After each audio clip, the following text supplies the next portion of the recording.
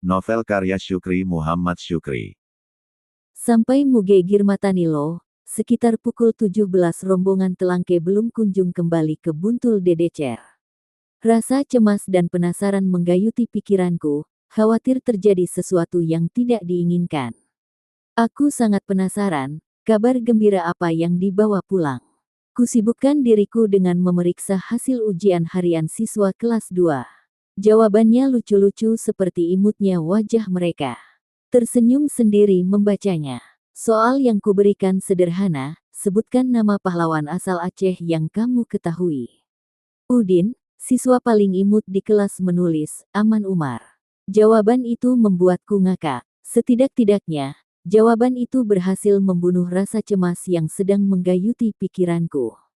Rasa cemas dalam diriku makin mengental ketika melihat wajah murung mereka. Tak bersemangat. Harapanku makin pupus mendengar penuturan Paman Payatumpi kepada Bapak atas peristiwa di rumah Pun Raman. Mahar, teniron dan waktu pernikahan, silahkan diatur. Kata Paman Payatumpi menirukan kalimat Awan Aji, ama Ece dari bibir Melah. Tapi, adat harus ditegakkan. Sebut Awan Aji dalam pertemuan itu. Aku mau tahu, model perkawinannya seperti apa yang sudah kalian sepakati. Tanya Awan Aji lagi. Kusokini, jawab Pun Raman. Adat dari mana itu? Bentak Awan Aji sambil menghentakkan tongkat rotan ke lantai teras. Memang belum tegas diatur, tetapi sudah dimulai sejak kemerdekaan, jawab Pun Raman. Siang itu, ungkap Paman Payatumpi, Pun Raman sampai membisikkan kepada Awan Aji bahwa dia sudah tawarkan model perkawinan angkap, karena putrinya anak tunggal. Telangke tetap bertahan dengan model perkawinan juelen.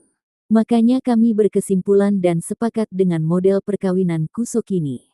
Itu lebih adil, karena calon mempelai perempuan tetap berada dalam klan kita, begitu pula calon mempelai laki-laki tetap berada dalam klan mereka. Tidak ada yang dirugikan dalam hal ini, bisik Pun Raman sambil bersimpuh di depan Awan Aji. Tidak bisa. Adat adalah marwah.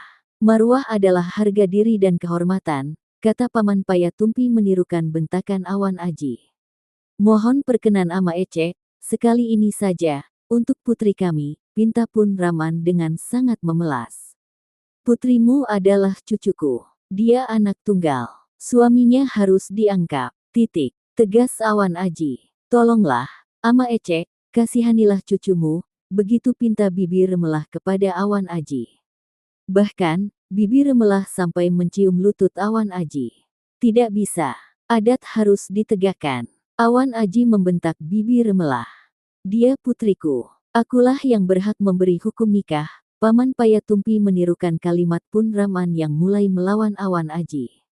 Apa jawaban Awan Aji? Jawabannya sangat pedih. Kau laki-laki tidak tahu diri. Kau kawin mahtabak ke sini, tidak berhak bicara. Berani menikahkan cucuku bukan seperti kukatakan, keluar kalian dari tanah ini. Kalian tahu, semua harta di sini belum dibagi, jangan kaget nanti, bisa saja kalian tidak dapat apa-apa, begitu kalimat terakhir dari Awan Aji, lalu mereka pulang. Digambarkan, Pun Raman terduduk di samping pintu rumah, kepalanya tertunduk. Dia kehilangan semangat. Bibir Melah dan anaknya menangis meraung-raung dari dalam kamar. Paman Payatumpi dan anggota Telangke hanya bisa terdiam, bersandar ke dinding pagar teras, menghela nafas. Inilah senja penuh duka bagi 3 orang Telangke. Hati makin lara mendengar sebuku, raungan perih 2 orang wanita dari dalam kamar. Inilah lamaran tak berjawab, desis Paman Payatumpi mengakhiri kisah paling memilukan itu.